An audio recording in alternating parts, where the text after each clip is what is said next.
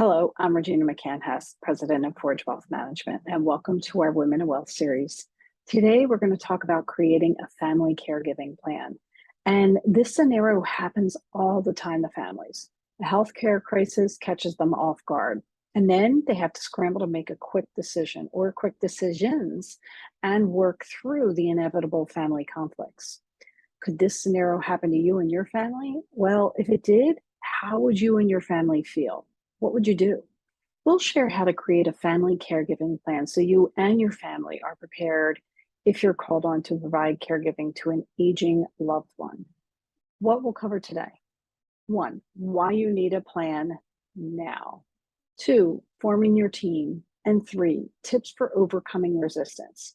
First, let's talk about that plan that you need and why you need it now. You might be thinking, hey, mom and dad are perfectly healthy. What's the urgency? The fact is, if you're over 45, your parents are likely both to be over 75 years old. If they're in good shape, they could live well into their 90s. But what if an unexpected illness or accident strikes out of nowhere? Would you be asked to provide caregiving? How much family assistance could you count on? If a worst case scenario teaches us anything, it's that you and your family would be wise to consider creating a caregiving plan right now. Having a plan in place before a healthcare crisis hits your loved one will help you avoid the inevitable panic and sense of crisis that can paralyze families during that time. In a crisis, mistakes get made, frustration rockets, resentments flourish, and festering family conflicts only get worse. And you can take steps to avoid that panic scenario by developing your plan while time and level-headedness is still on your side. Getting a head start can improve the odds your family will be ready to embrace their caregiving roles so that no individual family member ever has to shoulder the caregiving burdens alone when the time arises. Let's move on to the second point: forming your team. If you're starting to think ahead about developing a plan to help mom and dad get through a future health crisis, considering adopting 3 essential strategies to help put your family caregiving plan in motion. First, summon your team, summon a meeting. Second, start making assignments for future needs. Third, secure commitments. So the first part, summon your caregiving team. Make a list of potential family helpers. Grab a piece of paper, or better yet, a laptop, and write down the names of all your family members, even if you don't know if they can be counted on to participate. Call a meeting. And even if you want to put them on the list, even if they don't live down the road, because they can still be helpful. So call your meeting. For your first meeting, it's best to limit the attendance to the immediate family members. And it's probably best to include mom and dad at this early team building stage so they're not blindsided later on. If family members prefer not to meet in person, or if there's a geographical issue, send a Zoom invite. Some of those Zoom meetings are still free if they're limited to a time allotment, but a lot of us also have our own Zoom accounts at this point, being so far into the pandemic. Explain what's at stake. The goal of this initial planning conversation is to map out a shared vision of family caregiving, one that anticipates providing an organized and thoughtful response if a future health issue affects your loved ones. The conversation should emphasize the benefits of preparedness as well as the risks associated with having no plan at all. Make another list of potential non-family helpers. Now, this list will include neighbors, reliable friends, faith communities, social club members. It could be anything in that list, or even broader than that. Members of the team don't really need to all live nearby or have huge blocks of time to be of value. Plan to bring in these non-family helpers at a later date to help fill gaps that may develop as your plan moves forward. Prep the group for assignments. Now, the initial meeting provides a perfect opportunity to make clear that there may be caregiving work to be done. So number 2, make assignments for future needs. Families need to figure out how to divide the future tasks fairly if the need arises.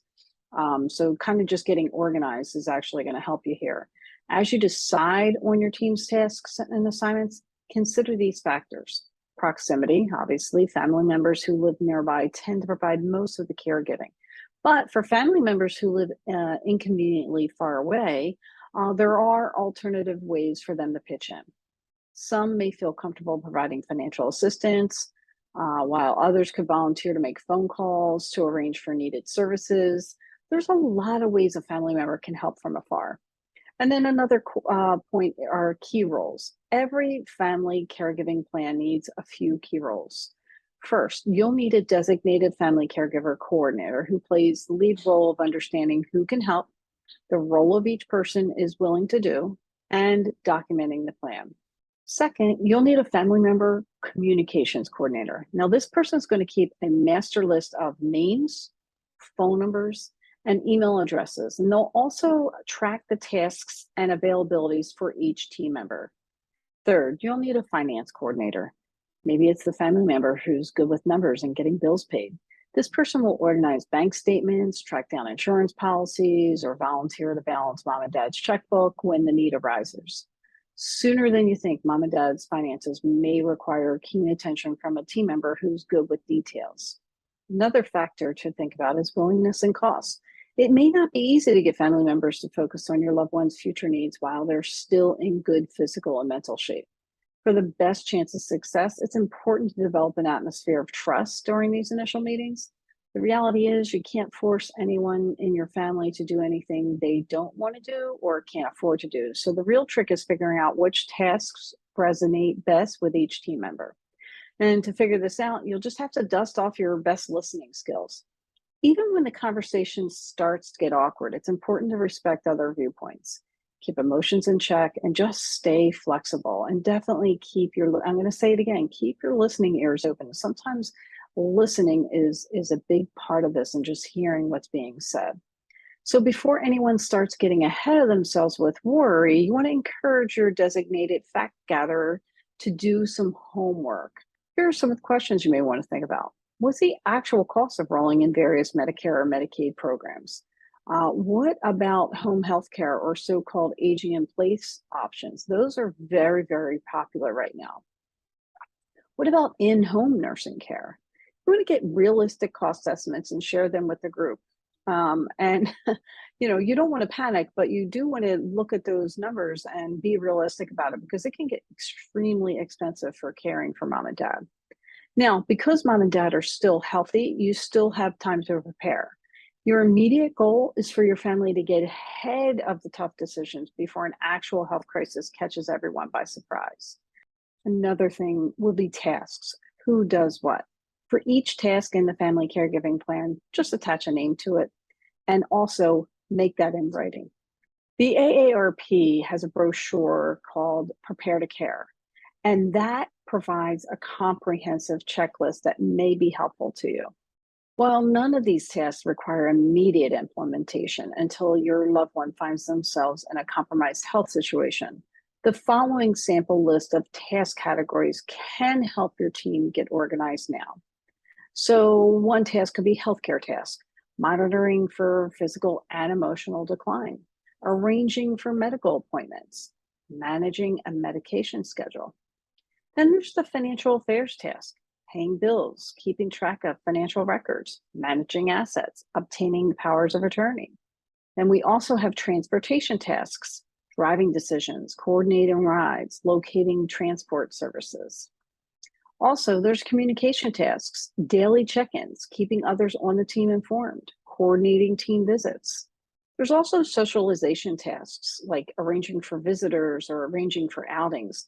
One of the key things that we worry about with our senior citizens is isolation. And if we're socializing, finding ways to make sure that they're socializing, whether it's visitors or outings, that can help that isolation problem decrease.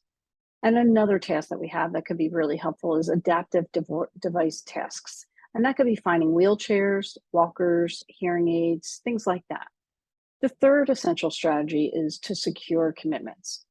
Once you have a draft of your plan completed that includes a list of activities and who will do what, call a second meeting to review the evolving plan details with the entire team, including your parents, and to secure the commitments from everyone as part of the team. If you've followed all the earlier steps, your plan should now incorporate the thinking and perspectives of everyone involved. But since there's always a chance for misunderstanding, use this meeting to circle back on aspects of the plan that might be causing some discomfort for some. Above all, stay flexible and recognize that the plan will probably have to change at some point, and you will have to evolve with it and whatever the changes that will need to be made.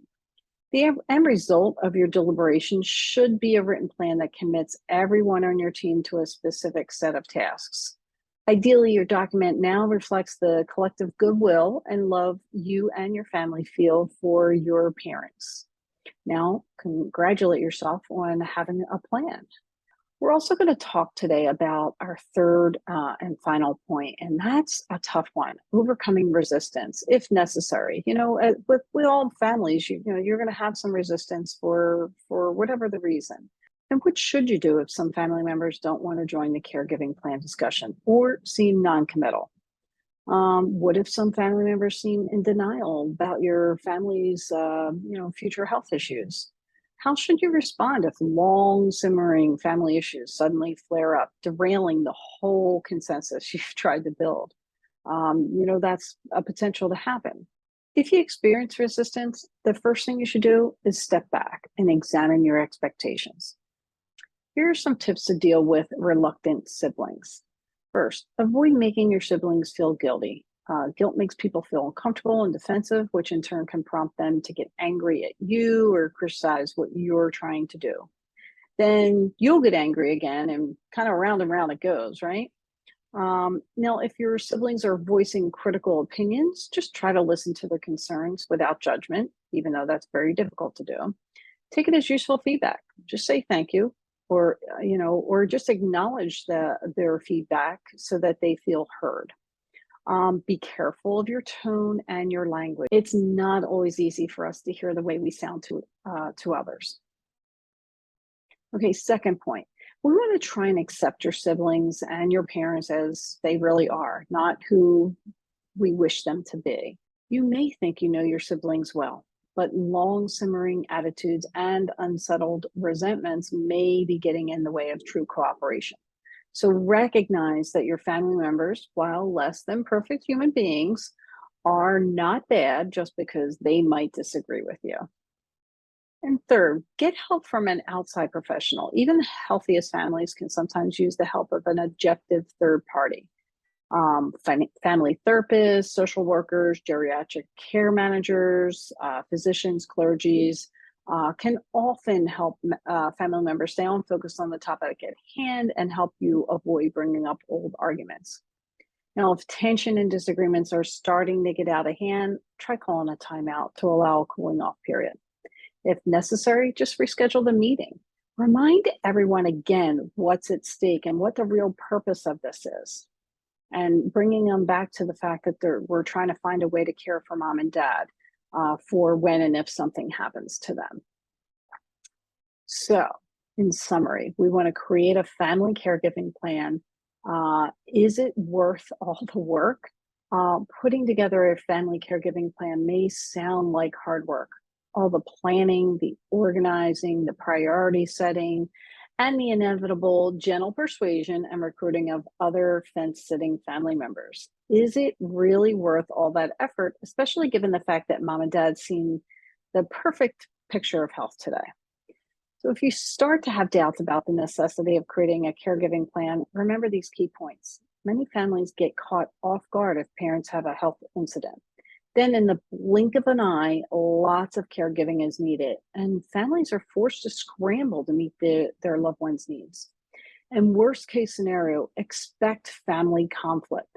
This prospect that one person will be forced to do it all, and potentially a chaotic scramble fails to serve your loved one's needs. You can avoid the potential heartache and the what if questions by committing to a family caregiving plan. So today's call to action, there's actually three. I know we're only supposed to have one, but we're going to give you three. Create a family caregiving plan now. Don't wait until your family members are already inundated with health issues. And second, this is really going to be something that I'm going to be looking at as well, is we're going to download the AARP's Prepare to Care brochure to understand the tasks that should be part of your caregiving plan. You can use it as your guideline. And then three, we're going to plan a family meeting to discuss the need for family caregiving plan, why it's important, and potentially caregiving tasks that may be needed. And, last but not least, hey, I am one of five. I am the baby of the family. I have four older brothers. So traditionally, it will be expected that I'm the girl, so I will be taking care of my mom, and I most likely will definitely take care of. There's no most likely about it. I will be taking care of my mom as long as I can. However, it doesn't mean I have to do it alone. It doesn't mean that I can't reach out to my brothers and say, "Hey, I need your help with this. Can you take care of her mom's bills? And can you call the rideshare services for senior citizens and get her from this to that if I can't do it?" And most importantly, especially for our caregivers who are the main caregivers, you need breaks. You need weekends or you need your vacations. And that's where your family members who live far away can come in and give you a break or help you find a way to get a break. You also have to think about how are you going to take care of you while you're taking care of your loved one. So, with that, I want to thank you for joining me. Again, I'm Regina McCann Hess, president of Forge Wealth Management. I am on Facebook, Twitter, and YouTube at Forge Wealth. My website is forgewealth.com, and on LinkedIn, I'm Regina McCann Hess. Thanks and have a great day.